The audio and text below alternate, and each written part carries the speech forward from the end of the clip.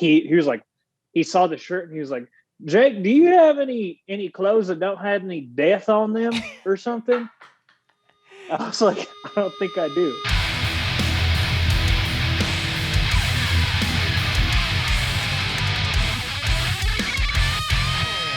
Yo, what up? It's Kenny. I sing for Diamondback and Wish, and you're listening to the Scope Exposure Podcast. Suck it, man.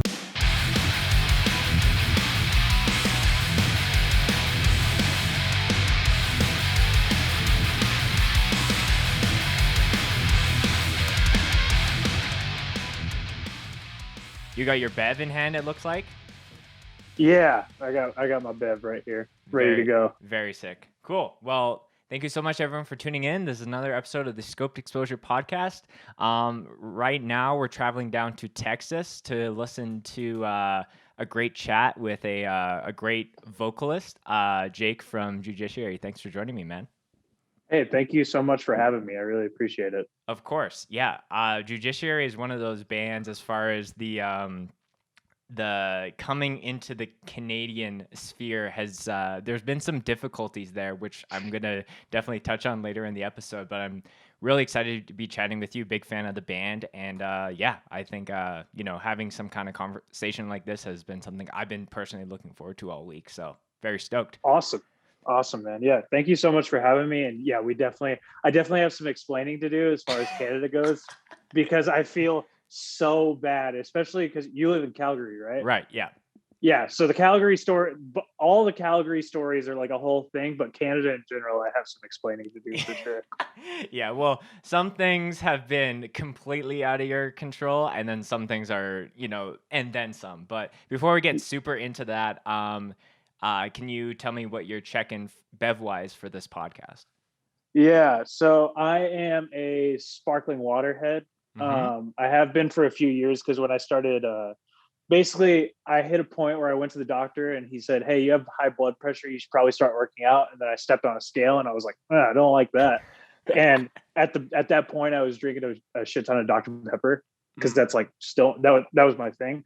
So yeah. I got into that. So today I am drinking Big Swig sparkling water. Oh, it's interesting. Yeah, this is a prickly pear cucumber flavor. Prickly it's pear? Weird. It's my favorite one from them. They're a brand out of Austin, I think, and I think that it's only at the grocery. There's a big grocery store chain in Texas called HEB. Sure. And I think they only sell them at HEBs. I might be wrong on that, but they have a bunch of weird flavors. Like they have like a pineapple jalapeno flavor. I don't really like that one. They have like a pickle one that I haven't tried, but that sounds. I like pickles, but I don't know if I want a sparkling water. Sure.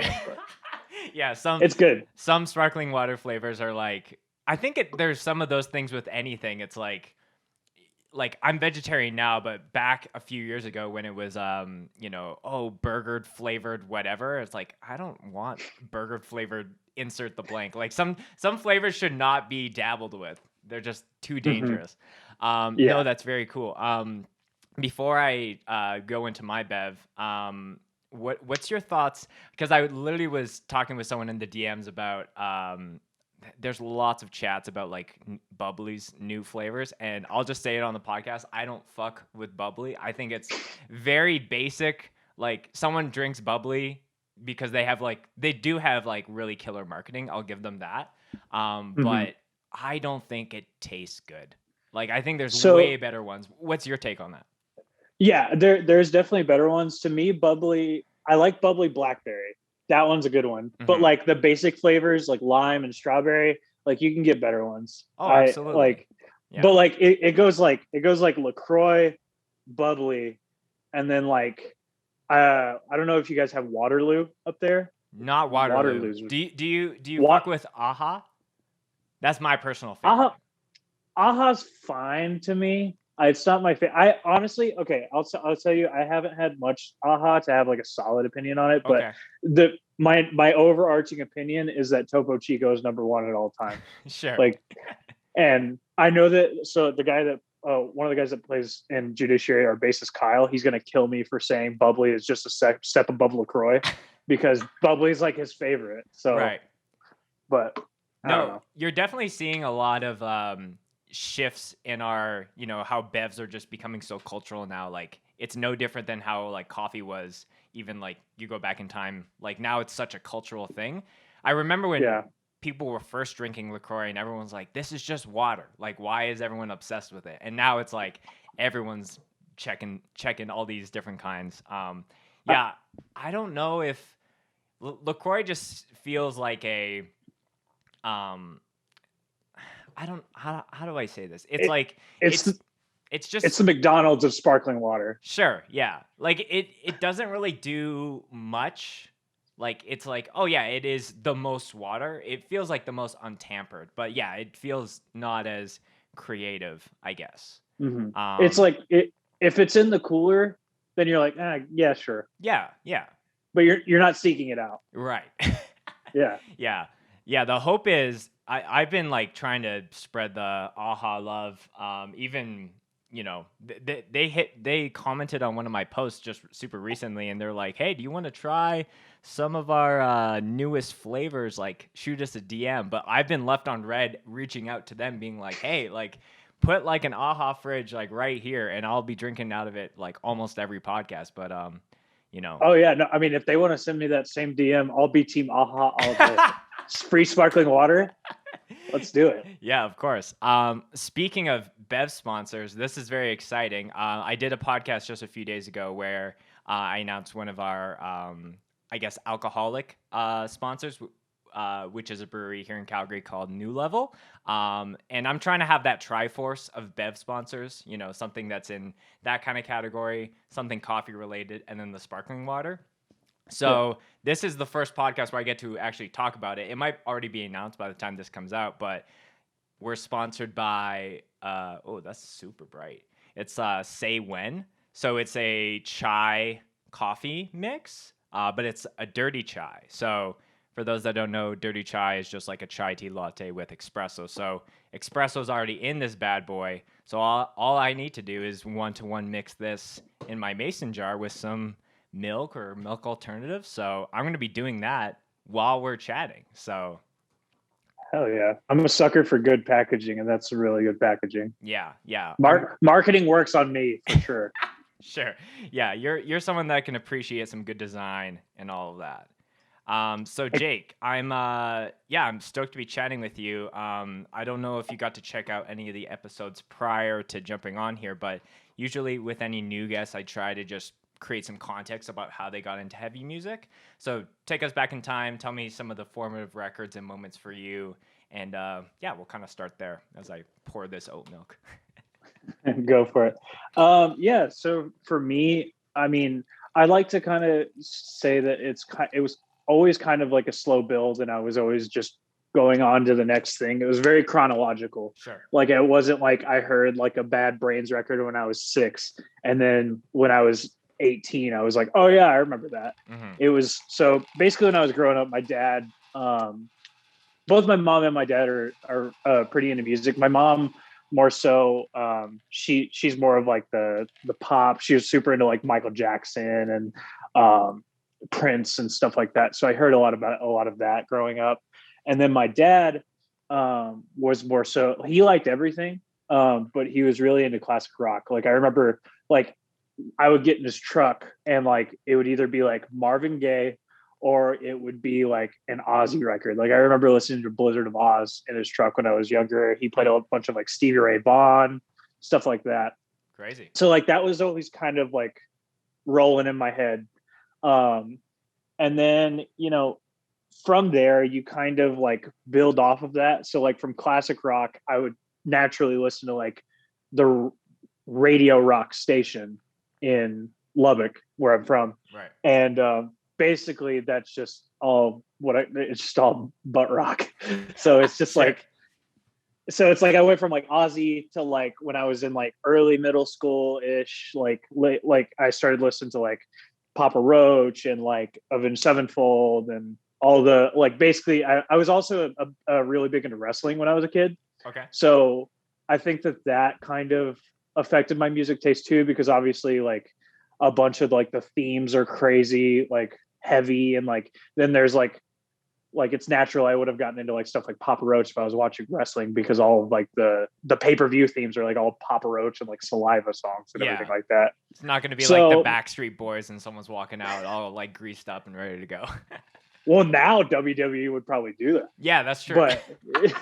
But like back then it was all like, I mean, that was like the Attitude Era kind of thing was like running rampant. So they were doing a bunch of like more like edgy type stuff. Sure. So like, yeah, that's kind of how I got into that. And then after that, I found Slipknot naturally.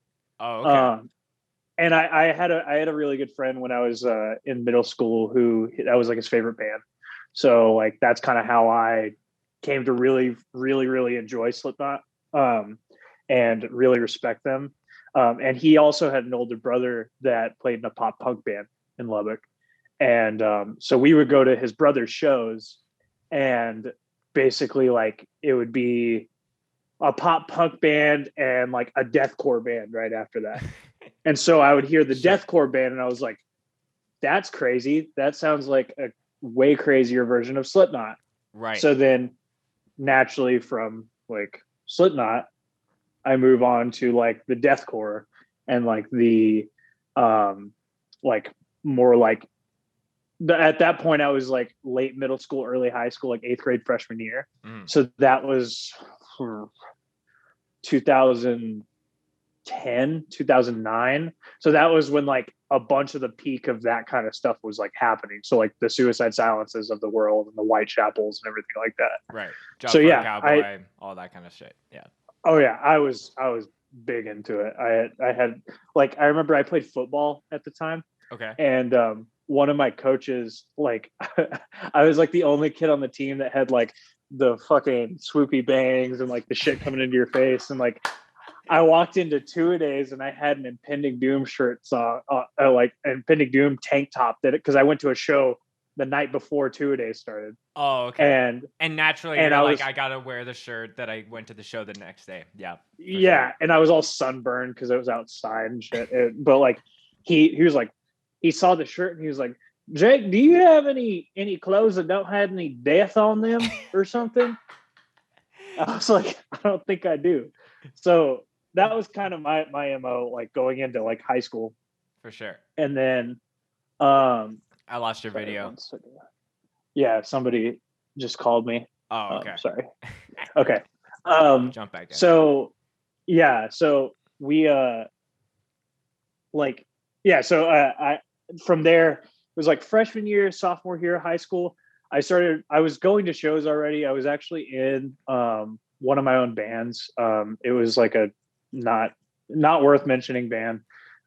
We played a few shows locally, and like we went to like New Mexico to play Roswell once.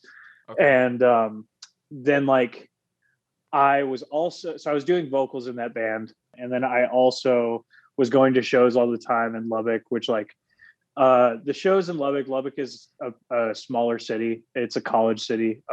And so most of the shows would be like the big metalcore tours. We were like a good off day in between like Dallas and Albuquerque, or like Dallas and like Denver or something like that, just because like we're never going to be like the main city on an A market tour ever. Sure. So like we would get a bunch of those shows and everything like that. And so I was meeting a bunch of friends, and like I actually started I started hanging out with this group of guys that actually were like we were going to those metalcore shows, and they slowly started getting into like hardcore, and I didn't know it at the time. But like I was hanging out with them, and I got into one of their cars one day when I was like 15. He was like, yo, check out this record. It's badass. And he ended up playing Climate of Fear by Bitter End. Oh, and I was like, interesting. Okay. Yeah. So something within your realm as well.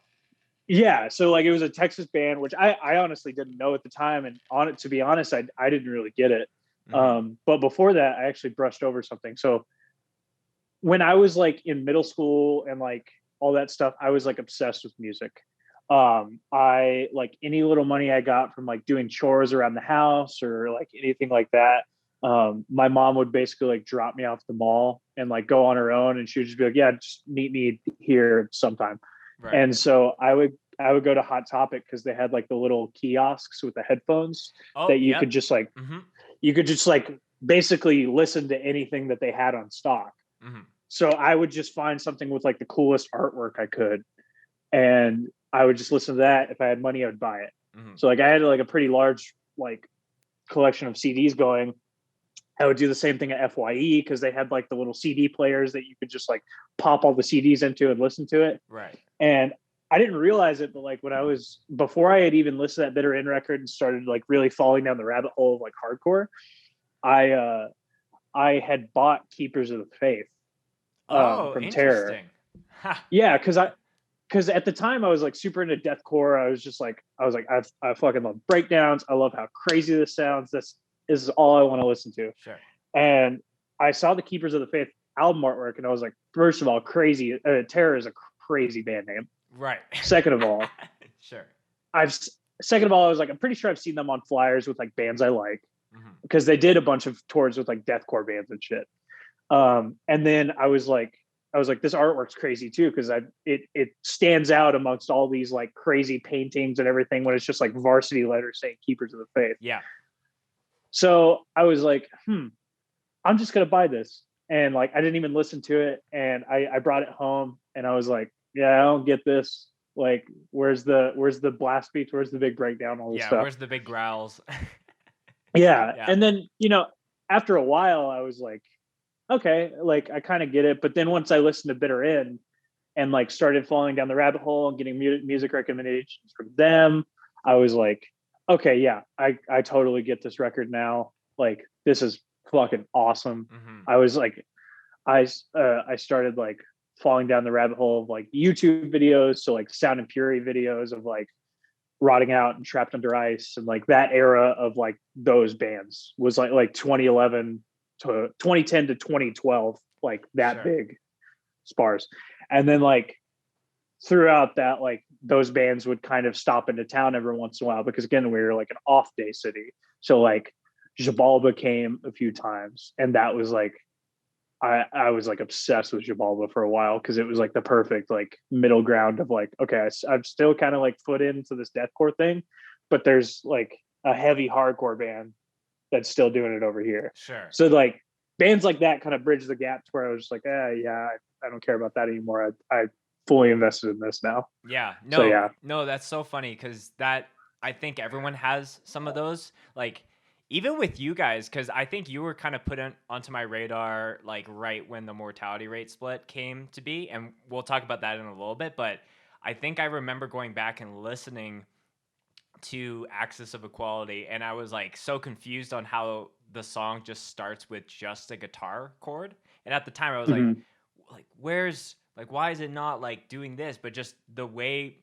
the gaps between my understanding of it at the time were like too distant. But like you said, you find the bands that like have a small bridge versus like a giant Brooklyn bridge to the other side of the land. So you need to make those jumps. Like even earlier than that, it was like I remember hearing Trapped Under Ice for the first time, and I was like, why isn't this like crazy? Like this sounds like this sounds hard and interesting, but like it's not like the overproduced like metalcore that I'm like currently used to. And then just over time you just kind of blossom and discover more, and like you said, go down the rabbit hole. And now it's so weird on how being so deep, there's some bands that I'll go back and listen to, and it's like, maybe it's like super high production, or it's just like maybe the songwriting for that year is just like very different than the times now.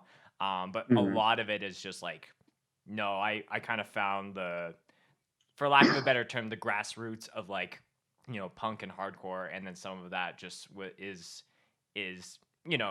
for lack of a better term, like cringy. But there's some stuff you're like, yeah, I'll listen to this on a certain given day. But yeah, I did a quick Google search. Just it's a Lubbock or Lubbock. Lubbock, yeah, because it's like pretty up. If you're thinking of the Texas state shape, it's like kind of up in that like top little square rectangular area. But yeah, you guys are like pretty out there, and and Google's telling me that it's also the birthplace of Buddy Holly as well. Yeah, yeah. So basically, Lubbock has three claims to fame. Okay. So agriculture is like the biggest one. Like it's a super flat area in West Texas. So there's a ton of cotton farming there. Okay. Like my grandfather was a cotton farmer. And we produce like a large portion of the world's cotton, apparently. So like Wow. cotton farming is a big one. Texas Tech University is in Lubbock, which is where I went to school, and also Patrick Mahomes went to school. So he's like the big like claim to fame right now. Sure. And then Buddy Holly was born there.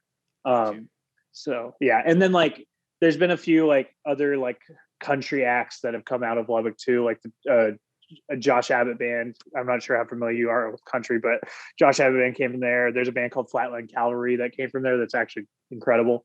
But yeah, so Lubbock's like, it's here or there. It's 6 hours from all the big cities. So it's like 6 hours from Dallas, 6 hours from San Antonio or Austin. Perfect kind of in between.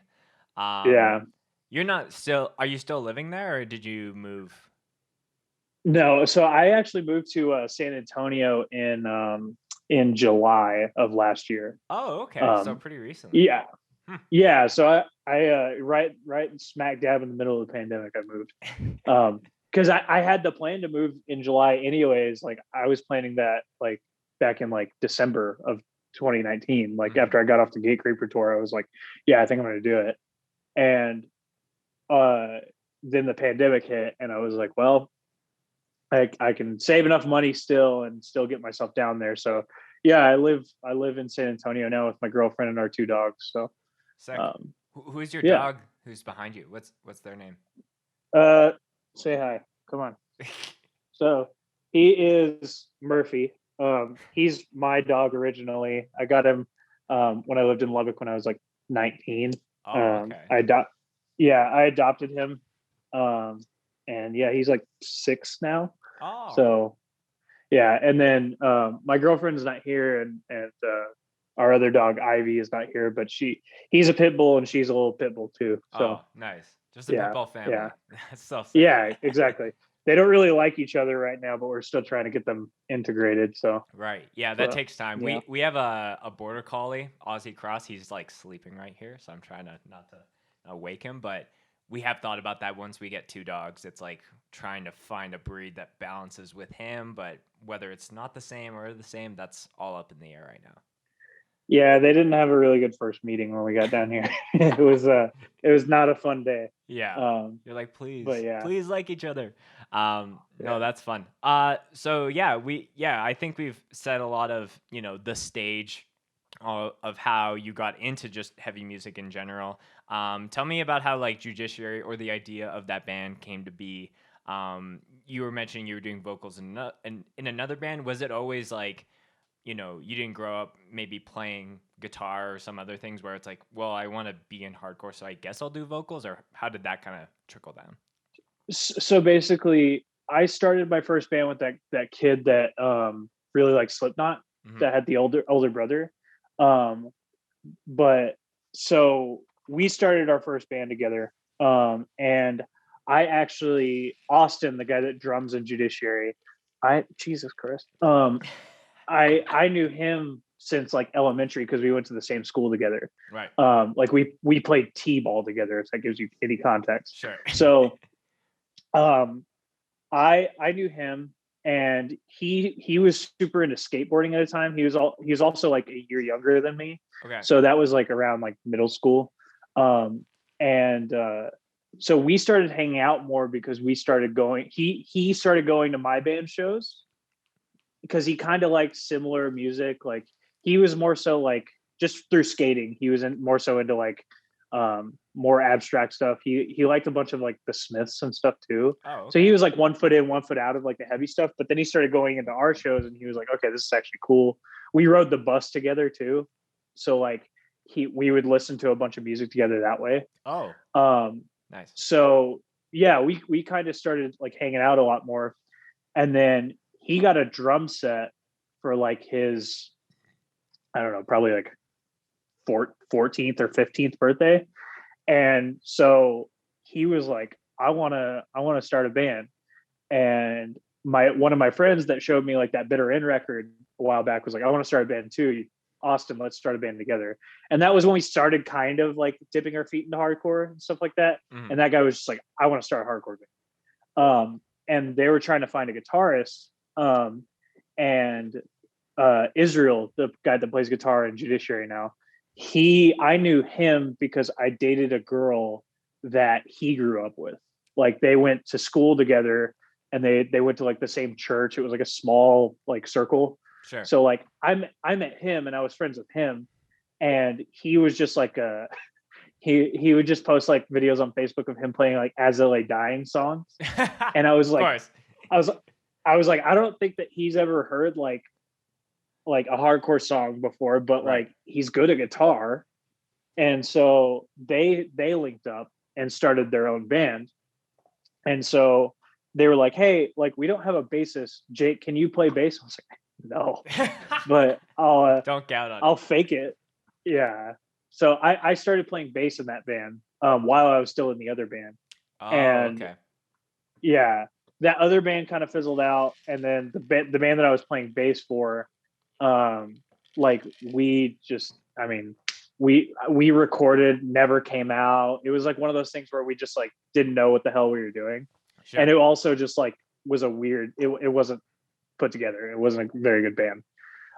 So then after that band fizzled out, me, Israel, and Austin were like, well, we still want to keep on like jamming. So originally the idea for the band, so like we used to jam in like Austin's parents' house had like a back, like it was like a office in the back of the garage. So that's where his drum kit was. Yeah. Okay. And he lived out in the country. Oh, so like, sure. Okay. We didn't have to worry about like noise or anything like that. Right. Yeah. So we started jamming. Israel had like a little Line 6 and a guitar with like no case, and Austin had this like shitty drum set with these like shitty cymbals that just rang for like 3 days straight. Right. So the original idea was to make like a melodic hardcore band because we were super into Have Heart at the time. Sure. Okay. And we tried to do that, and then like it was like getting really hard to like try to write those songs. But in between us like not being able to write those songs, we would just jam they would just jam like backtrack style songs. Oh, interesting. Okay. And like we were like, honestly, that shit's way cooler than the stuff that we're writing. Yeah. Like, why don't we just pursue that? Coming to us way easier. Like, yeah, might as well just go down that path. Yeah. Yeah, exactly. So like we had written like a couple of songs, and that was in like either late 2012 or early 2013. We had written those couple of songs. Sure. And then we were like, okay, I think we need to like get somebody to play bass now, because I was like, I'm doing vocals. I can't fucking play bass. Yeah. I'm terrible at it.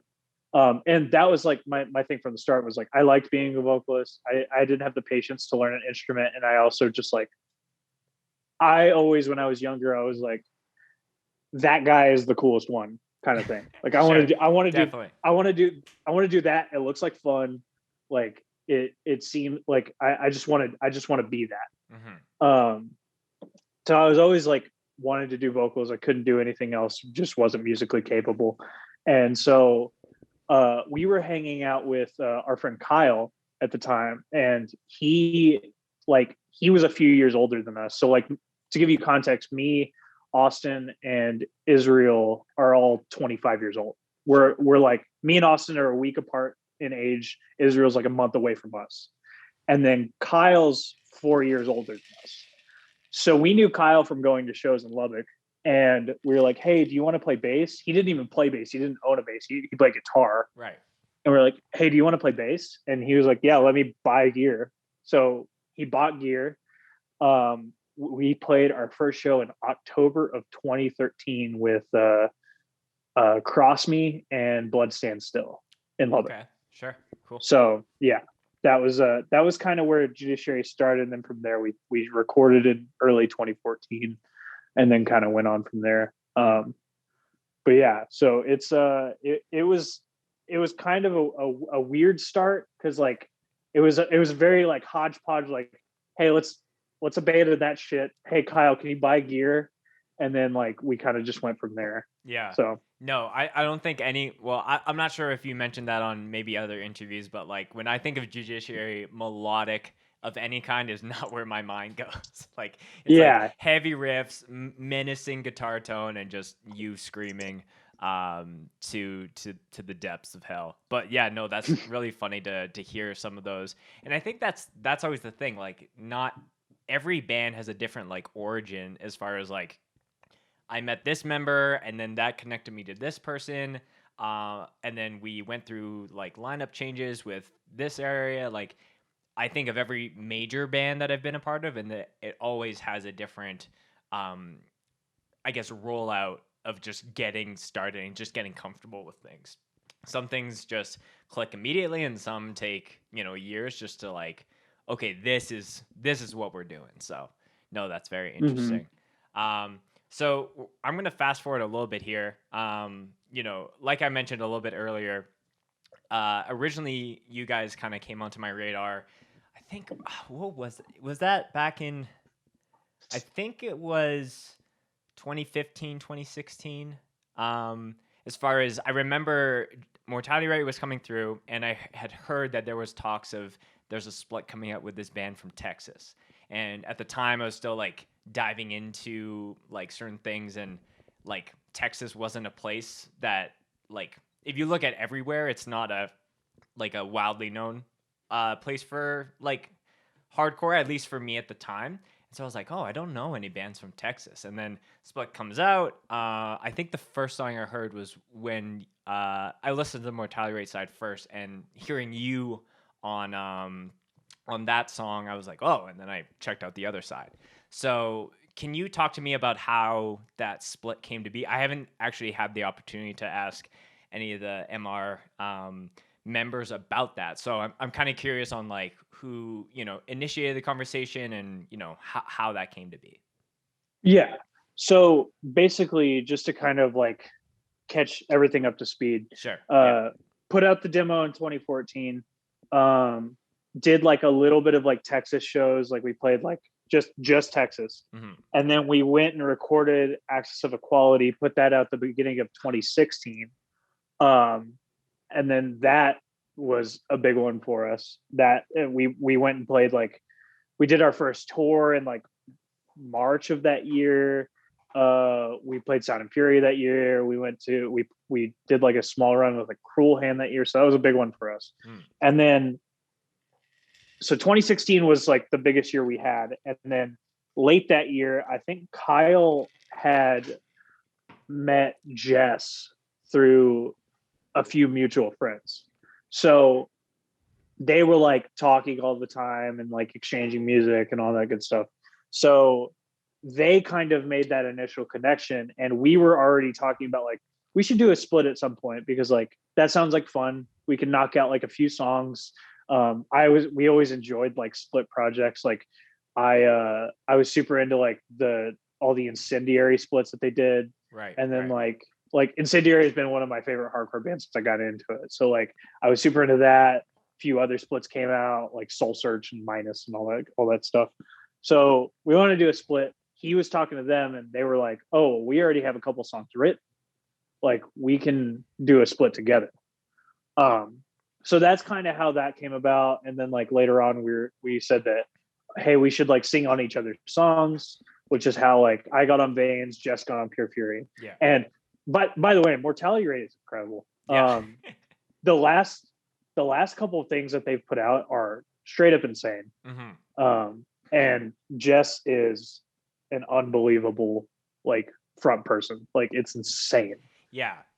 To see even just like the growth of her vocals, from the very like I think the very first song I heard was I'm sure that they're so tired of playing Climate Change, because that song is so old, but that like every band has that one song that it's like the fan favorite and they have to play it. But to hear the growth from that to like even the stuff that she's been doing with World of Pleasure is like just crazy to see how strong her vocals are, and even just like Cody's drumming, just like being so on point, not like over technical.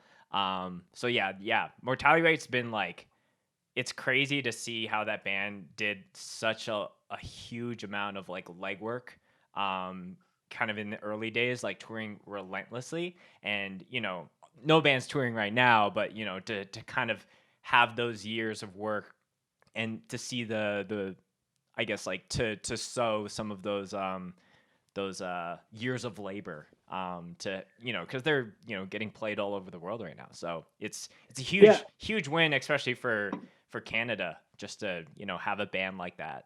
So well, and I think that that's something that we like connected with them on in like a big way, because we're from the middle of fucking nowhere, and like no before like not many like heavy bands even traveled out of town from Lubbock like before we like started doing our shit. There was like, so to give you context, there's Lubbock right here, Amarillo is 2 hours north, and then Odessa and Midland is 2 hours south. Yeah. Odessa and Midland had a pretty decent scene for a while. They had a venue, like a DIY venue called the Pine Box, that was fucking awesome. Like Title Fight played there. I saw like Rotting Out Take Offense like there. And they had this one band called Ivy League. I don't know if you've ever listened to Ivy League. I don't think I know that name, but I couldn't recall songs off the top of my head right now. So to summarize Ivy League, they're kind of that like Title Fight ilk of like moody, fast, like punky. I don't want to say pop punk because it's not pop punk, right? But like in that realm of like bands. Gotcha. And they were signed to like 6131 and everything like that. Okay. But yeah, so like for us, it was like hey, we have to like fucking travel to do fucking anything. Like we would be like, okay, we're gonna play a show in San Antonio. Let's drive 6 hours, play this show, and then drive all night 6 hours back so we could be at work the next day. Right. That's how much we were like fucking doing, and like because we wanted to do something cool. And like I think that we vibed with them so hard because they were doing that, but like harder, because like just talking to the way that they've like gotten around like customs, even like the guys from Stepping Stone, like good God, like the hoops that you guys have to jump through just to come here to do shit is insane. So like that was something that we connected on in a big way, and that's like why I think that our split with them is so fucking cool, honestly. Yeah, just to hit on that, it's crazy because I think about it all the time where people, the States overall is like, I guess the one hub worldwide where a lot of like major hardcore bands are coming out of, a lot of, record labels that people aspire to be on are based in the States. And there's bands from Europe and Australia and Japan and all over the world. Canada is one of those things where it's like we are next door neighbors, to a degree. So we have the most access, geographically, to come down to, Calgary. You can go down to California in a week and do those things. But the customs and the border situations and just like getting work visas is such a huge hurdle versus the opposite for you guys to come up here. It's not, the scales aren't even on that degree. So yeah, to hear some of the things that Mortality Rate and Stepping Stone have had to do to make things happen, I'll just say that is pretty crazy. And I know there would be way more bands from Canada touring if it was just like, I'm not sure what the actual rules are for U.S. bands to come up here, but if let's say it was the same, there'd be way more bands touring down into the States, and I think just scenes overall would just be a lot, like they would thrive a lot more. Yeah, well, to give you context, we've never had like a big problem going into Canada just because we're super anal about like everything, making sure all of our paperwork's good. Yeah. Like make sure it's like, hey, you don't have any like felonious charges, right? Okay, we're good. Yeah. But like because that's the reason a bunch of people get denied sometimes, is like they'll dig into your stuff and be like, oh, well, you got into a fight 8 years ago, you can't come in. Right. I can't So tell like, you. Sorry, I can't tell you how many times, because I grew up in Winnipeg, which is like Minneapolis, 8 hours north, just north of the border. And I can't tell you how many times there would be a North American tour that would be routing up, through Fargo and then to Winnipeg, and then it would be like the day of the show. I can't remember the bill, but it was a 4-band bill, and 3 of the bands had said that half of their lineup couldn't enter the country. And then there was all this like, this member is playing guitar and this drummer is doing vocals. And it was just like, sometimes it would be super wacky. And this is well before I was filming shows, but I would just be like I would applaud the bands that were still trying to make it happen. But I'm sure they're just like, man, this is just a nightmare show just to get into this other country. And half of our band isn't even here. Yeah. No, I mean, like I said, we've been super lucky and haven't, because a lot of the times you'll hear horror stories of like bands getting held up for hours at the border and then they just let them through. Yeah. Or like every time we've gone through the border, it's been like, hey, can I have your passports? What are you coming up here for? And then we'll be like, hey, this is we have like sheets with like, this is the promoter, this is how much we're getting paid. We have merch in the trailer, like all this stuff. Please just let us through, please. Yeah. And they let us through like 9 times out of 10. So yeah. We haven't had trouble, but like I've heard horror stories, but yeah. Yeah. To quickly go back to the mortality rate split, you brought up, the thought of like, hey, we should sing on each other's songs, like kind of a one apiece. And I think that was like, again, that was such a great like addition to that split experience for you guys, because it was like, oh, I get to hear Jake, and then I go, like, it was almost like every band that does a split is like, oh, make sure you go listen to the other side. But it was almost like that and then some, to like, hey, this is what the vocalist sounds like, and this is how we're collaborating, and we did the same thing on the other side. So I'm sure that even people in your scene like heard your guys' side first, and then they're like, oh, it just sounds like a maniac, I'm gonna go listen to these mortality rate songs as well. Yeah, well, and what's funny about that is like the way the split's laid out is mortality side is first. So like Right, a bunch of people a bunch of people, like they'll turn on, like if they bought like a tape or if they listen to it on Spotify, they'll think, I don't know why, but some people thought it was just us singing, even though it says mortality rate. Like they'll turn it on and just hear like Jess like bah, bah, bah, like because it starts with her just losing her mind, right? And so like, yeah, so like I don't know, I thought that was like super cool, and like Jess's part on Pure Fury is like one of our biggest, like most memorable parts that we have so far. Yeah. So like I think that like it was like a cool and like necessary idea to like make sure everybody kind of both sides get like shine on each other's side to like boost each other up. Yeah, no, I love that. Yeah, and I watched a few videos on the Judiciary Instagram where people really want to pile on for Jess's part, even if she's maybe not there. Like she has been on. I'm remembering she's been on tour with you guys to do that part a few times. Yeah, so we did a tour in 2017, and she went on the whole thing with us, just doing merch and shit. And so she like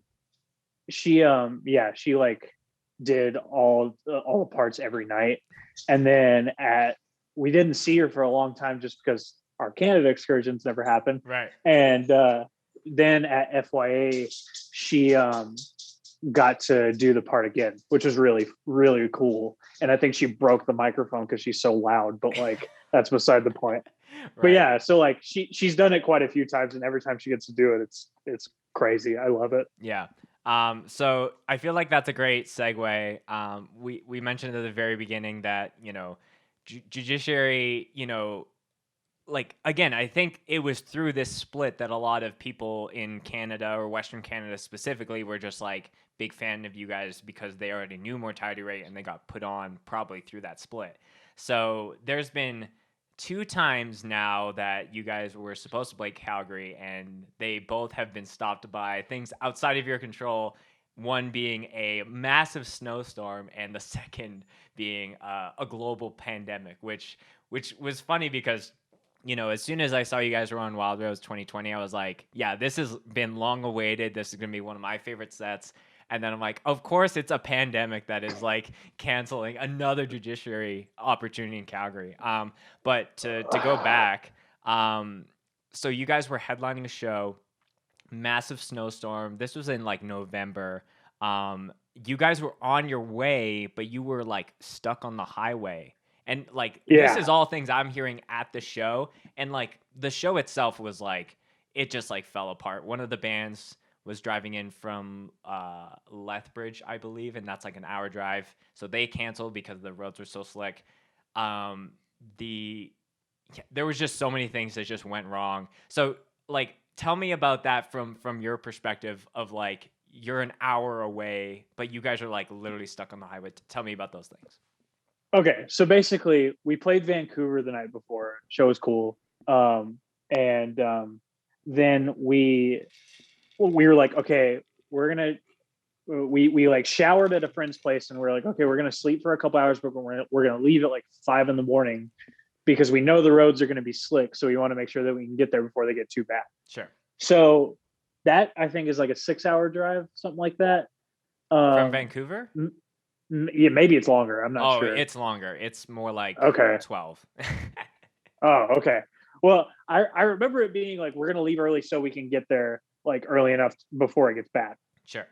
So we drive. It's taking like way longer than like we thought, just because we have to drive slow. You're obviously going through like those crazy mountains through like the national parks and shit like that. Yeah.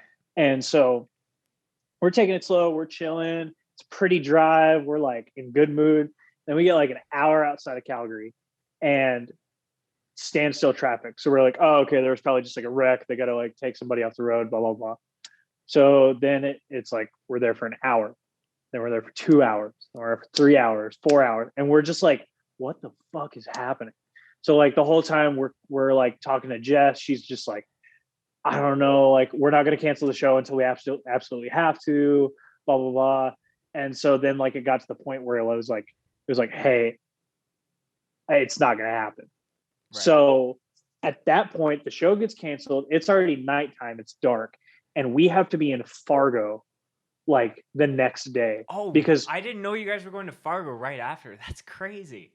Yeah. So to give you, we were on tour with Vane and Fuming Mouth and that lineup. And right. that had come through Calgary a few days before we got on that tour. Yeah. So like, yeah, that show was end of September of that year. And you guys weren't playing that, but then you were essentially coming back around. Yeah. So like we had a couple of days with Vane and Fuming Mouth up in like Seattle, Oregon, like all that stuff. And we were like, okay, we have 2 off days. We're going to go Vancouver, Calgary, Suicide Drive to Fargo.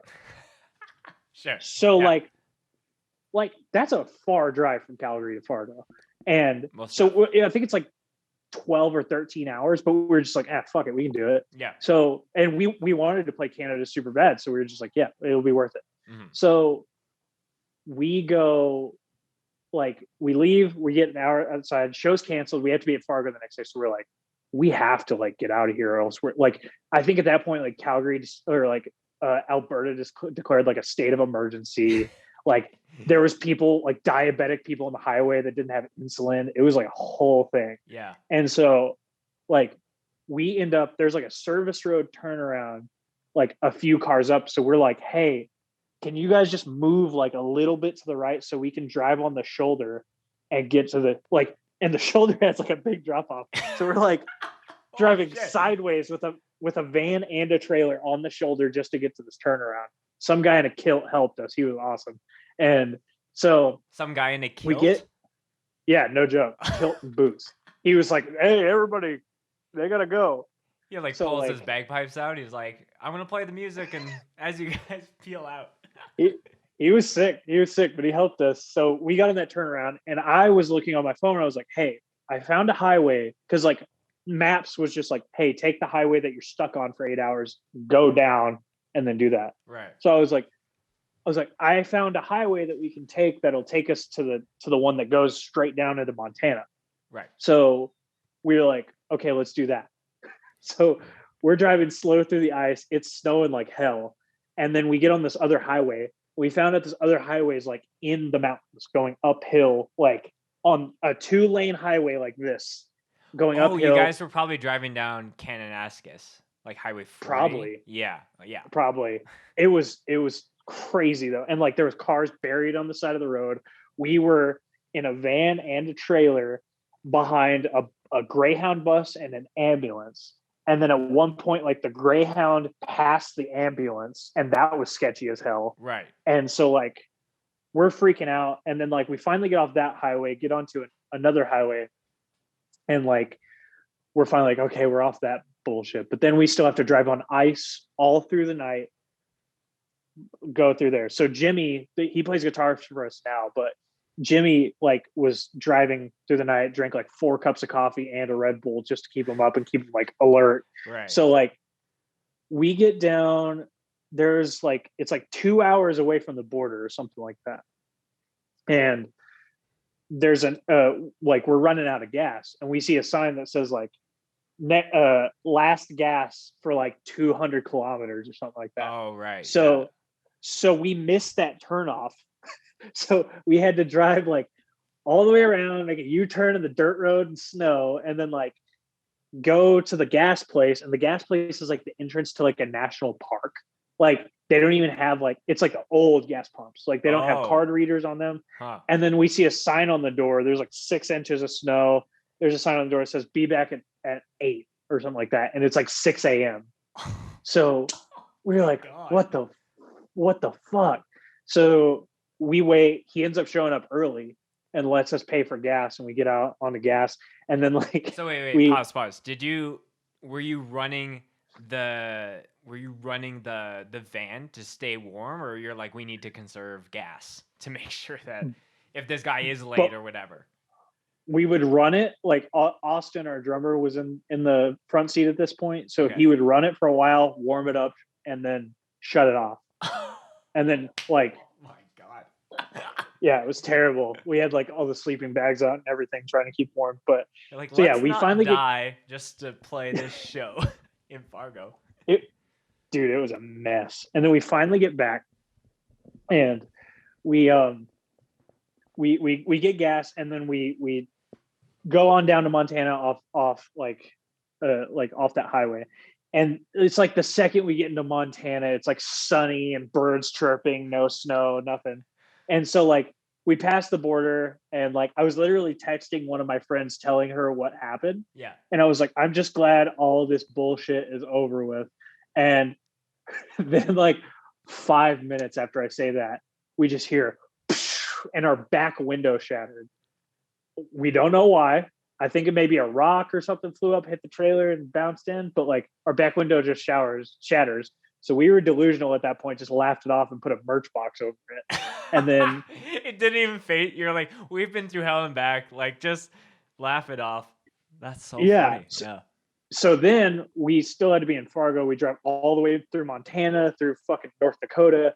And we show up at the show at 9:30. And Vane is supposed to be the headliner. Yeah. We're supposed to be direct support. Vane's already playing. And we had talked to them. We were like, can we just play after y'all? And they were like, yeah, it's fine. Yeah. So first of all, we have to play after Vane, which fucking sucks. Second of all, like we load in. They get done right when we get done loading in. We fucking put all of our shit on stage. I get on the mic. I'm like, yo, we just drove through hell to get here. Let's have a good time. I'm fucking over this shit. So like we play, it was cool. And then by the time that we got to like our friend's like apartment to sleep, I think that I calculated that we had been on the road for like 40 hours total before we got to that show. Wow. That's crazy. Yeah.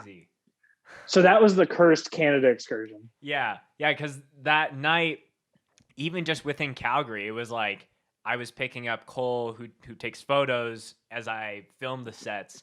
And it was like fucked. It was like the lowest visibility that you can see. I'm like, I can only imagine what it is like out in the mountains where there's like no like buildings to like block some of that. It's just like, man. Yeah. And like it wasn't just like, oh, we turned a road and then it was fine. It was like there was multiple hurdles that you guys were jumping through all the way Well, until you hit Fargo and played that show, and just in the nick and of time, which is crazy. honestly, too, we got lucky because we the first night of tour after we played Seattle, we had a blowout of tires, Oh and so shit. we had to buy new tires, like that, like all 4 new tires. So like I'm glad we did that, because if we didn't, I don't know what would have happened. Like us driving Oh, through like no traction. no traction, and we had a trailer too. So like if you lose traction, you're just fucking all over the road. Dude, that's Like crazy. Wow. yeah, There's so like a that lot was of the layers biggest. to that story. That was the biggest. Like I called my mom the next day and told her what happened. She was like, "Good God, like what? What? Why?" And I was like, "We have to." It's for the core, Mom. No, Yeah, that's crazy. So yeah, that was kind of the first, like, the sad aspect that Judiciary wasn't playing Calgary. And then, like I said before, you guys were going to be on Wild Rose. Was that just like, like a lot of the Calgary people were like, hey, we want to bring you guys up for, this because of that kind of missed opportunity? yeah, exactly. Yeah. And it was like a thing where, I mean, the lineup that was supposed to happen was really fucking cool. Most definitely. Yeah. And they were like, "We want you guys to like play this because it's worth it. You guys have had trouble playing here, blah blah blah." And to give you context too, to apologize to all of my Canadian people that are listening to this, we have like we'll accept tours, and there'll be like, "Oh, you're gonna go through like Montreal, Winnipeg, Ottawa, fucking Toronto, Calgary," and then like a month before the tour, like, "Hey, actually, we had to change the route, and there's like no Canada shows." So like Oh, okay. every time we think there's going to be Canada shows, they get taken away from us. So like we So the we tried only to play like Canadian show you've played is that Vancouver show. we've played 2 Vancouver shows. We had an off day Oh, on the okay. Gate Creeper tour that we played in Vancouver. Oh, But oh, right. Yeah, I do remember that. Yeah, they're spoiled. yeah, The rest of Canada's like, just give us one. yeah, we haven't even touched Eastern Canada like at all, and Yeah. like we thought we were going to so many times. Like we've had Toronto and Montreal on tour routings like at least 5 times before when we accepted the tour, and it just never happens for Yeah. some reason. Was it like, so yeah, to go back to Wild Rose, where, like the cancellation of everything show related was, so hard for really everyone in this music scene, but was there this weird thing where it's like, is it because of the Calgary curse that this is not happening again? In the back of our minds, yeah. I was like, I was just like, of course, like of Yeah. course, Yeah.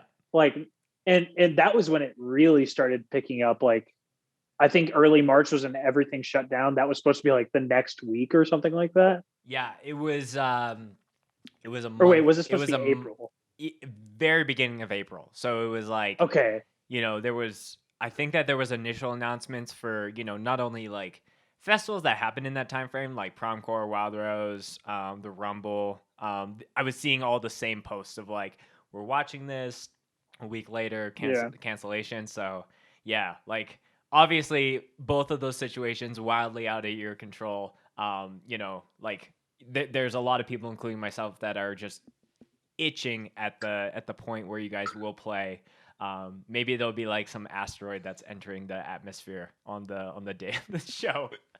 That's gonna be the day like the North Pole melts and like drowns all of us for sure. We're just like, okay, we're just gonna play these songs before the tidal wave comes and kills us all. Yeah, that's really funny. So something else I wanted to hit on before we start to kind of transition on the show. You do vocals in a band. I don't know if the band is active anymore, called Terror Chamber, and yeah, that was something you guys have put out just one release back in 2017, and I was like kind of going down. I was like, oh, okay, yeah, this sounds cool. It's kind of like more death metal-y, like really heavy sounding. I saw that in the bio it says West Texas Death, and then just Texas in general. When I hear Texas Death, I think of I Am, and I had Andrew come on the show, and we talked about just like how a lot of people were like, well, what is your band? Like, what kind of band are you? And so they were just like, fuck it, like we're Texas Death.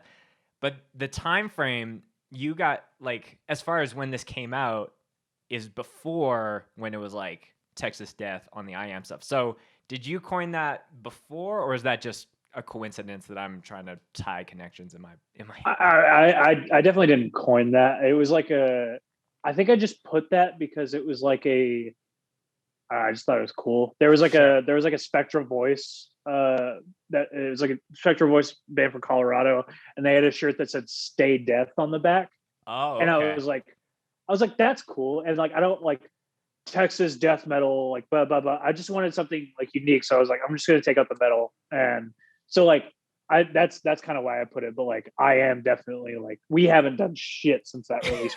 Sure. We Terror Chamber played one show in Dallas with Gate Creeper and Full of Hell, and then we haven't done anything since. So like they own that totally. They're fucking killing it. Right. Yeah, absolutely. Yeah. But yeah, we like. I mean, as far as that goes, that was just me forcing my talented friends to start a death metal band. Sure. Because like me and Israel like really like death metal. Like his favorite bands like fucking Cannibal Corpse, and like I mean like we toured with fucking Necrot. That band's incredible. Like we were just super into death metal, so I was like, hey Austin, can you play drums in this? And then like two guys that I used to be in a band with, named Mark and Tim, I was like, hey, like I kind of want to start this band kind of this realm, like do you guys want to do it? And they were down. So that's kind of how that came about, and then we just didn't really do anything with it. But that was around the time that Judiciary started getting super busy. Yeah. So it kind of like took a back seat at that point. And it was just, it was a fun thing. I liked it a lot. We like overdid like, I mean, for like only putting one thing out, we went and recorded with Taylor Young in LA, like just because we wanted to sound crazy and we had the time and the resources to do it. Mm-hmm. So he made it sound insane.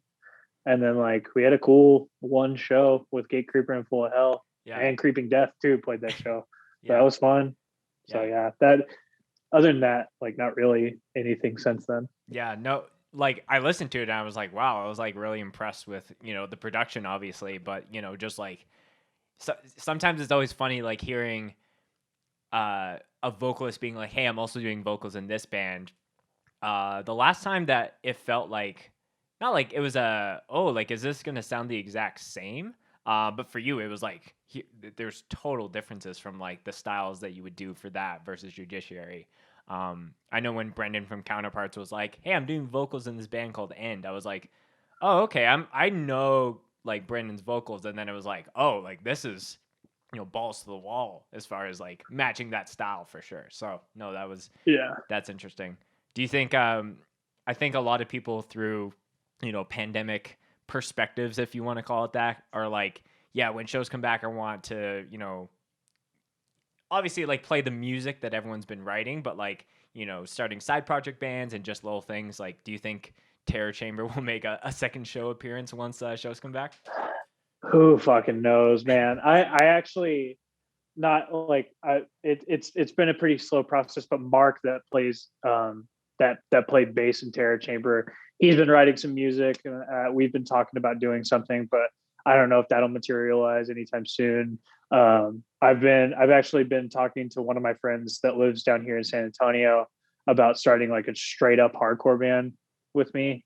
So I don't know if that's going to materialize anytime soon. It seems like time just passes, and then you're like, oh, it's been like 6 months since we talked about that. Right. But yeah, so just on the topic of Texas in general, like I've had a number of folks on, and there's definitely like this thought of like, oh, that's a Texas band, like very riff guitar oriented, whether it's thrashy, crossovery, death metal. So is that was that kind of an influence just because the amount of bands that were doing a sound like that influenced Judiciary early on, or like do you feel like you were the ones that kind of start some of those things? Because I find you guys have a the pendulum seems balanced as far as like thrashy, like kind of guitar music, but also like the rawness and attitude that is hardcore music. Things feel So balanced.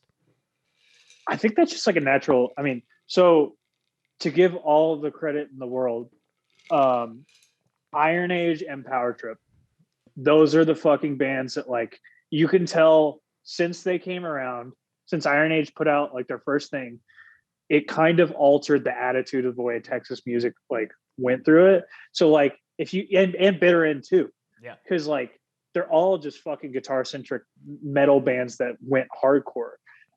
And like even like smaller bands like Mammoth Grinder, that's just a fucking like I mean like so I think that's just where the net like naturally the chips fall. And what I think a lot of people like outside of Texas don't see is how fucking crazy Texas shows are for like certain bands.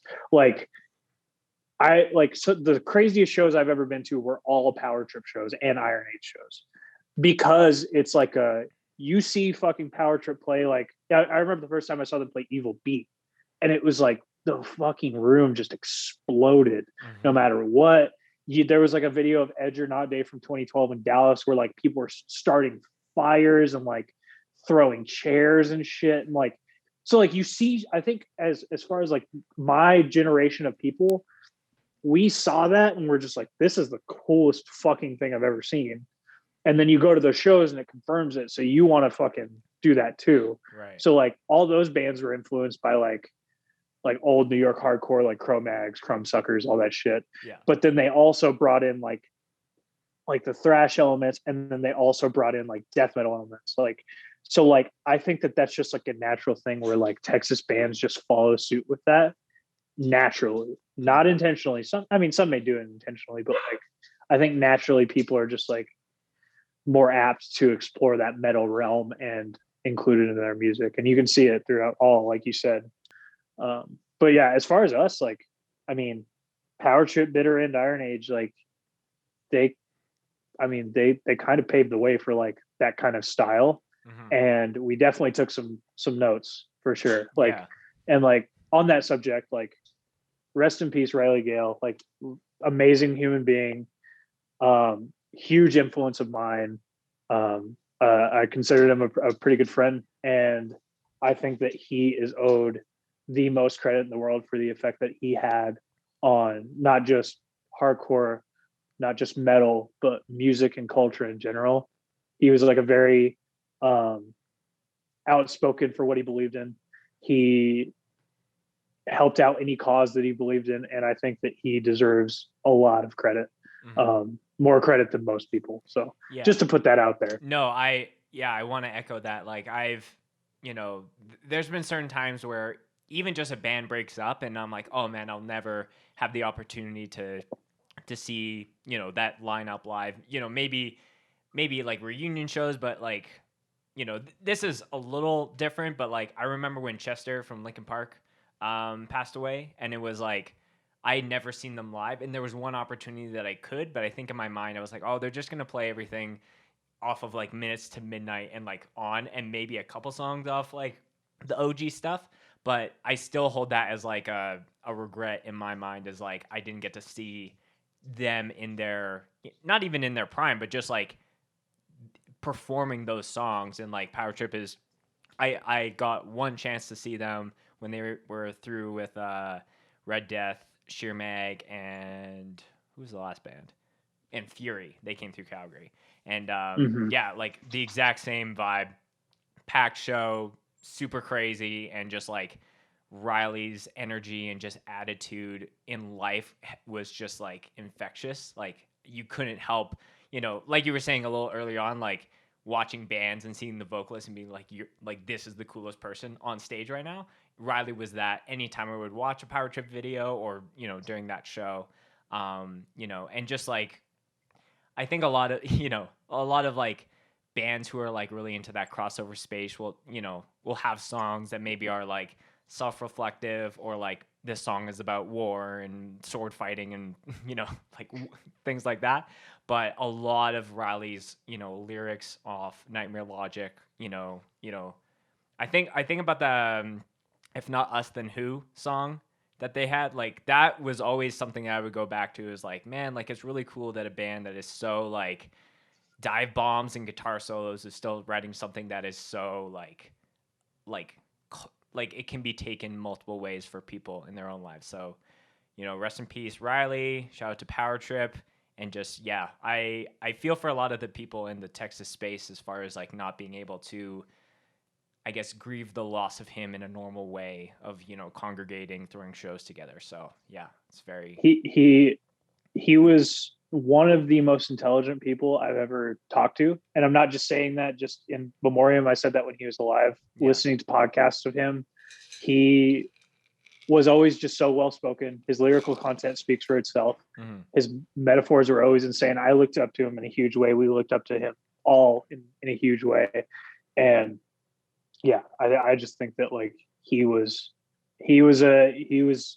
one of. He left his footprint on the world just like he needed to, and it was awesome. Mm-hmm. But yeah. Yeah. A couple more questions here, Jake. I know that in addition just to being a maniacal vocalist, you also design and do some graphic things as well. Can you quickly tell me like how you got interested in that? Was that through music or outside of that, and then you applied that to being in bands? Tell me about that. So basically I started, I was always curious about it. I always thought it was cool. I was always curious about like seeing people I knew, like, oh, I designed this shirt or I designed this cover or whatever flyer. It's like, oh, that's sick. Like, I want to do that.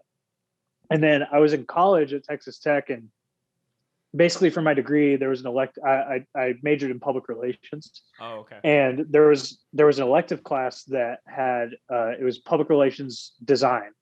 So basically what that class was teaching you Illustrator and Photoshop and InDesign basics. So like for PR, there's a bunch of like social media management and promotional images. So it just basically gives you another tool in your belt. So like when you go to apply for a job, you can be like, hey, I can create graphics. Mm-hmm. And so basically I had a really, really cool professor in that class. And she said, or I asked her, I was like, hey, can I like, cause she would say like, do a promotional flyer for something.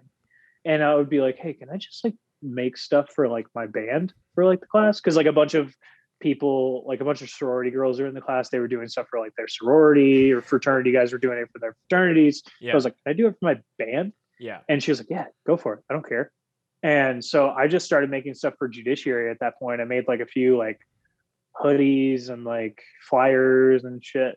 And then from there, I just started telling my friends like, hey, if you need anything, let me know. Which like, I'm not the most technically proficient or crazy. Like, I have friends that are way better at this shit than I am, but I think it was a valuable skill to learn. And I enjoyed doing it a lot. And it's helped me, through the crazy life of like the past couple of years of like touring a shit ton throughout the years. Like it's helped me supplement my income when I really need it. And like, it's helped me kind of branch out and meet new people. So like, it's always been cool. I really enjoy it.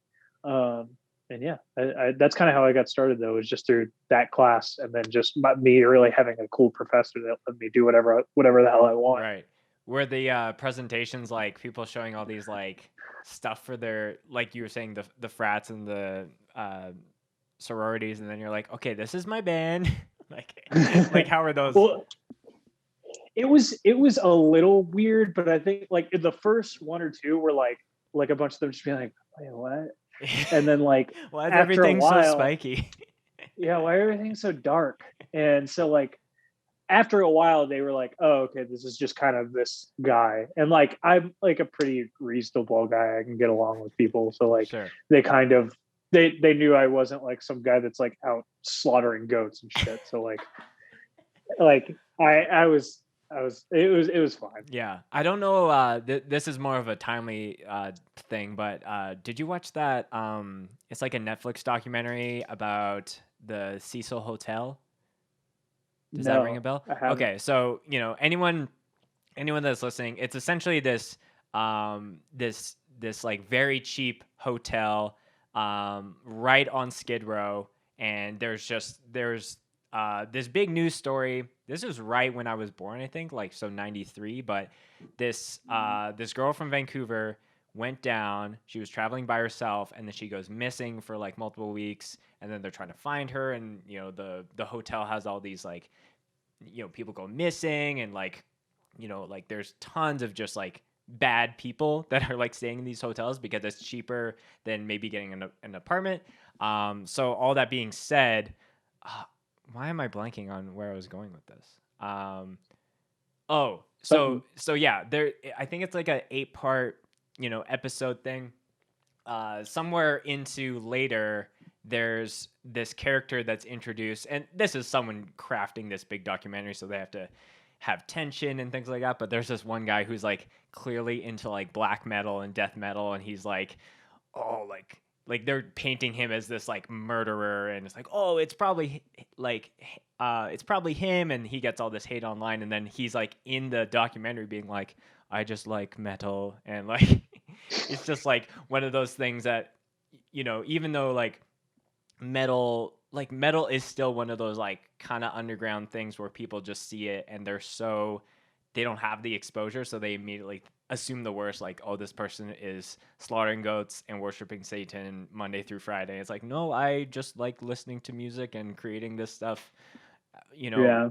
in between my part-time jobs or whatever it is. So I don't know, my mind just went there, but yeah, that Well, documentary is sick. and yeah, to piggyback off of that, like you said, people don't have the context for it. Right. And like Right. anytime someone who's like outside of the space meets me and then they find out that like I like this kind of stuff, like hardcore death metal, whatever, and then B, that I am the guy who yells and they can't understand the words, like they're like, oh, I would have never guessed like all this stuff. Like Right. I used to drive Uber like back in Lubbock to like supplement my income, and like just getting in a conversation, sometimes it would come up naturally, like music and everything like that. And people would be like, oh, so you like crazy stuff and like all stuff. And then I'm like, no, I'm chilling. Like, I promise I'm chilling. You like crazy stuff. But yeah, going back to the design stuff, I think it's really crucial to have, for bands to have not just like pick someone to be in your band because they have this skill, but like having members of your band either learn skills or just have them, through their own backgrounds for things like, DIY recording, for things like design and marketing and just all those things. Like, I'm sure that's helped Judiciary just like in that department alone immensely. Well, yeah. And like, yeah. So like, I mean, admittedly, for some of the stuff that we want to do, like I am just not capable. So that's when we kind of outsource that stuff Right. for like, hey, we need like a promotional graphic or like this, that, the other thing. I come up with shirts sparingly. Like, hey, if I have a good idea, then we'll do it. Right. But I'm not going to like sacrifice the quality of what we want to do just to make sure that I can do it. Sure. So like it's nice that way. Plus, like you said, like having skills and like all that stuff. So me and Austin both went to college for like public relations. He went to school for advertising. So like as much as like some of that stuff like kind of blurs into each other and everything like that, it does kind of help you with like structurally thinking about it, like for example, like an album release, thinking about it as one big thing that you kind of have to like plan out all at once and like make sure that you're putting all your eggs in like the good baskets that you can. So like that's helped a ton too. And then yeah, so like just like you said, I think it's good to have like kind of like a toolbox of people wherever you can. Yeah, I think it's a matter of just maybe just being self-aware of like where your strengths are, because yeah, like in my band there's people that are so in the merch aspect of things. I'm like, okay, I like that's your section, and for me it's like because I'm so into content creation and marketing, that's a huge portion of what I do, and that's on top of just like writing killer music for people just to have shirts and graphics and all those kind of things. But yeah, there have definitely been times in a multiple, in different ways where I'm like, the idea that I have exceeds what I'm capable of, and I know a B person who can take that to the next level, and just because there are certain things, like you said, if it's just like, hey, we're putting out a hoodie pre-order, that's very easy for you to whip up, little, this date, text thing, whatever. But if it's like an album art and it's a certain direction and it's like, that's going to be something that stands the test of time for those songs. Yeah, of course, like maybe reaching out to someone that you feel like fits that vibe and is like, that is their, hustle or job ultimately to make that stuff. Yeah. And I mean, like, even just stuff like, hey, so I might see this idea differently, but that person might be able to do it way better than I would. Like, for Ridge Ryan, like, for example, he's done a few shirt designs for us. God, he's so talented. It's insane. But like, I could have never done the shit that he's done for us the past couple of times. We had Jordan Finn. He used to do a few of our shirts. Same thing. But like, yeah, it's kind of just like playing to your strengths and not having too much pride about it. Cause as much as I would love to be like, I design every single shirt that we do. Jake Bastellaros too. He's done some of our, he's a big, he's a really good friend of ours and he's created some of our best designs so far. But like, yeah, like not having too much, pride about it. Like, cause as much as I would love to be like the sole brain behind all of Judiciary's designs, I am literally just not that talented. So sure, yeah. So like I think that like to get the best quality thing you have, you can't have too much pride. And that goes into like the music too. Yeah. Like to where it's like working in a collaborative environment of like writing songs, it's like, I might come up with a lyric line that I think is fucking awesome, but like the other four guys are like, that kind of sucks. And like, so like, hearing those things out and not being too hard-headed about it, I think is important. Yeah. So yeah, no, I think that's a huge point. Like, especially if you're going into the studio and you have like someone that you're bringing in to like help produce some of those songs. Like, I think it was what's his name? I'm blanking on his name. Is it Will Putney? Did the latest Knocked Loose record? Yeah. Will did all the all the recent Knocked Loose stuff, and he plays guitar in it. Yes. Okay. Yeah. I was like, I feel like sometimes I think of certain like recording people and their studios, but like obviously that changes over time. But I remember the behind the scenes of Knocked Loose's when they were doing their most recent record, and I think he said something like, "I just have one rule, like let's just always try something on a song aspect once and just see." Because it's very easy to like, no, it's got to be this way. You don't even like, you see the path, but you're like refusing to at least walk down it. Because you could walk down and be like, oh, this actually goes here, and this is way better than what we were originally doing. So I think the first time I heard him say that, I was like, I tried to apply that to all the different things where in the midst of building a song or like even something content related for Scoped, I'm like, okay, let's always just try this. And then normally you'll know then whether it sucks or not. And you just adjust from there. Yeah. Well, and I think that like that mindset is important too, because like, I think that a lot of the time that's what puts bands in boxes of like, and they couldn't have like, they could have had a standout part, but they were like, it's a little bit too metal or it's a little bit too punk.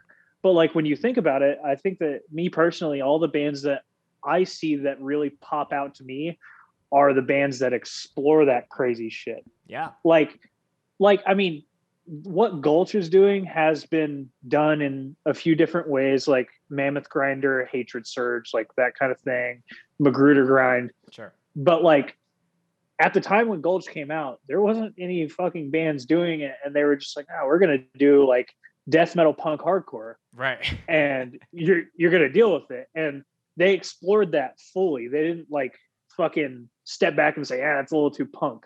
Mm-hmm. Like, they just went for it. And I remember, I think Cole was on your podcast and he was talking about that. But like, and then like even like the bigger bands, like Power Trip, like they didn't box themselves into, we're going to be a thrash band or a hardcore band. They leaned into whatever they thought was right fully. And like, it naturally became their own thing, right. Which I think is something that we've struggled with in the past, is just kind of like being that's too death metal, or that's too this, or that's too that. So just to give a look behind the curtain, like for the stuff that we're writing now, we're way more of the mindset of like, no, let's go balls to the wall, and naturally it'll sound like Judiciary. Yeah, for You sure. know? Yeah. So Yeah, maybe that's a great point that we can kind of start to wrap up here. What's in the chamber for Judiciary right now? I listened to one Axe to Grind podcast where they talked about the well, yeah, I guess you guys wouldn't really fall in this category as far as like being a sleeping dragon in the hardcore scene, because you guys, are very active. Like Surface Noise is only, I guess, 3 years old now. So like, what is coming down the barrel of the gun, and what can kind of people expect coming up? So it's been a long and fucking hard learning process with the pandemic. We had to restructure our whole process of like trying to write songs, learn new shit and programs and all that stuff. So it's been a whole thing. But all that to say, we are writing, and I'll kind of leave it at that. But it's gonna be fucking insane once it comes out. I'm fully confident in what we're doing. It's it's best shit we've ever written so far.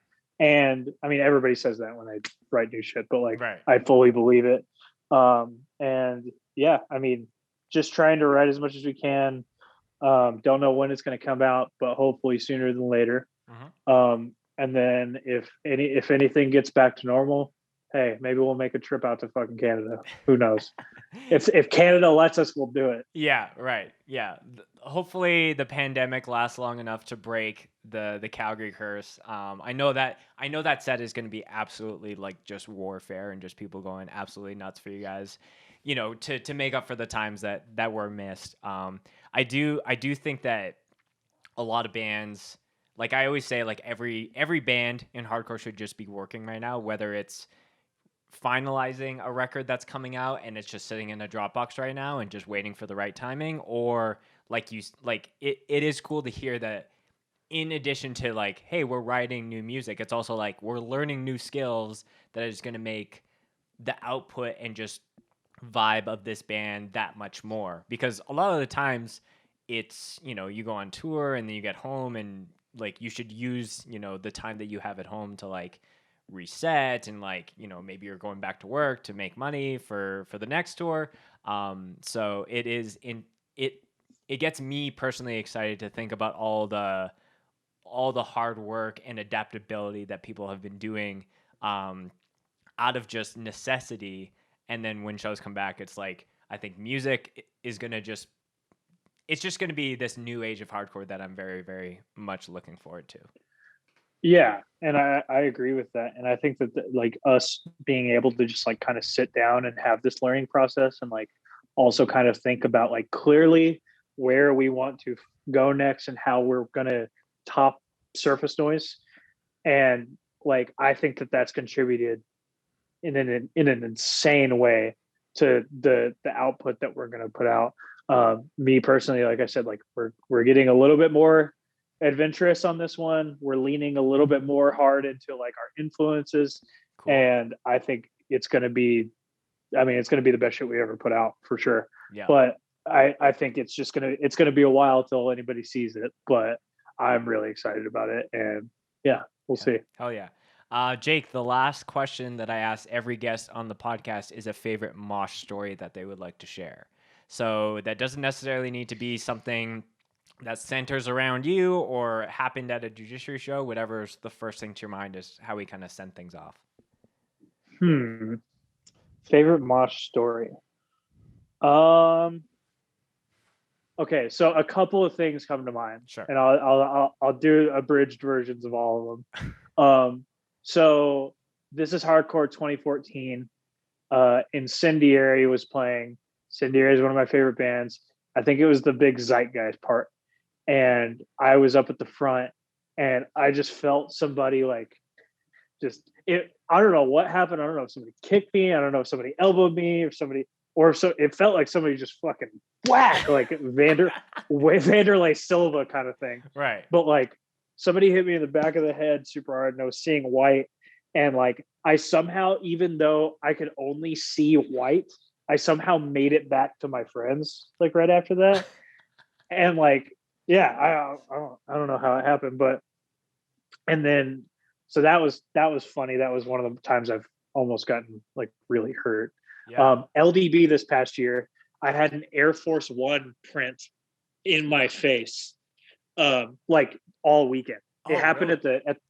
it happened at the pre-show during Cross Me, and some kid just right in my face, just one boot, and I had like the circle, I had the little ribs, like my eye was like black all weekend. Like it's kind of hard to see in pictures from the set, but like you can see it if you look closely. Sure.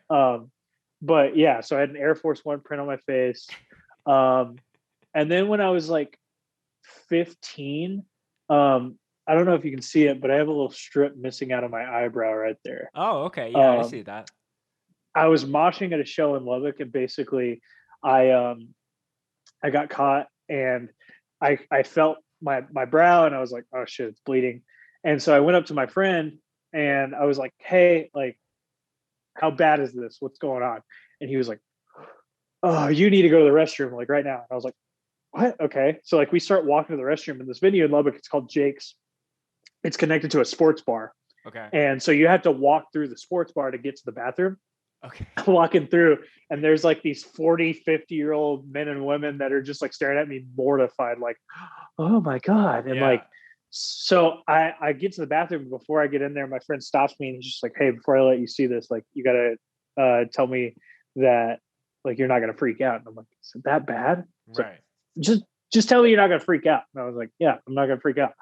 So I look in the mirror and I look like a fucking caveman. It's like out to here, like a golf ball, like on my forehead, and it's bleeding super hard. I have blood running all the way down my cheek. Oh my gosh. And so like it's already turning black too, like on my eyelid. Yeah. And so basically the rest of the night I just stood by the bar with ice and like wiped out the blood, everything.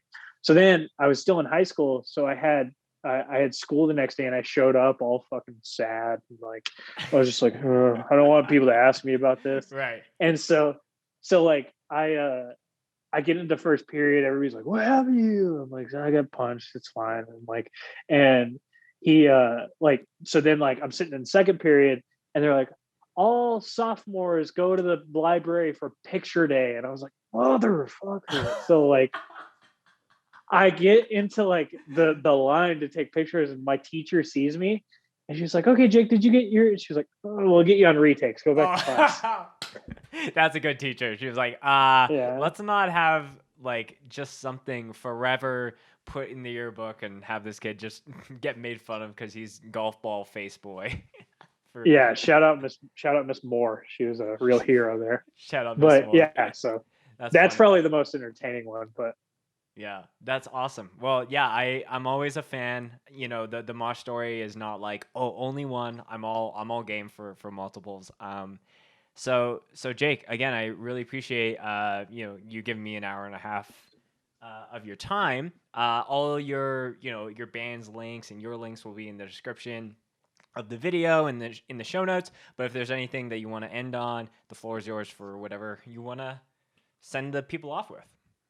Yeah. I mean, I appreciate you having me on. First of all, this is a really fun conversation. You're a great host. And I love the podcast. I listen to it a bunch, honestly. And I actually got a text during this, Jimmy that plays guitar for us. He said, that podcast is badass. He's badass. Oh, because I think you had Mitch on a while back, right? Yeah. Mitch was episode 4, which is crazy. Yeah. So again, yeah, thank you for having me on. Of course. Yeah. Second of all, we're working. We're not fucking dead, even though it seems like we are. And something will happen in the near future. And yeah, I mean, in the meantime, check out all the shit that's going on between all the hardcore labels. Preferably, Promo, Closed Casket Activities, our record label, kings of it all. They're like, Justin's insane. All the bands are insane. There's a bunch of stuff coming in the pipeline. God's Hate record is coming soon. That band is incredible. Yeah. Check out like keep up with all the Triple B records and small label records. I know that like AOA and Pain of Truth are coming out with a split soon. That'll be cool. Buy all the shit from all the small labels, because that's like, at the end of the day, everybody needs it right now because there isn't any shows going on. So a lot of people are hurting. So support where you can, realistically. Yeah, like it's been said, earlier, or I guess later into last year, but like hardcore output hasn't stopped. Obviously, I know there's bands that have the albums that they're waiting to kind of push things for when shows come back, whenever that is, but there's been a lot of bands that are still recognizing the need and giving that to the people, and labels are helping do vinyl and 7 inches and tapes. So anything that you can do goes a long way. Jake, this has been a blast. Thanks for coming on the podcast, man. Yeah, thank you so much again for having me. I really appreciate it.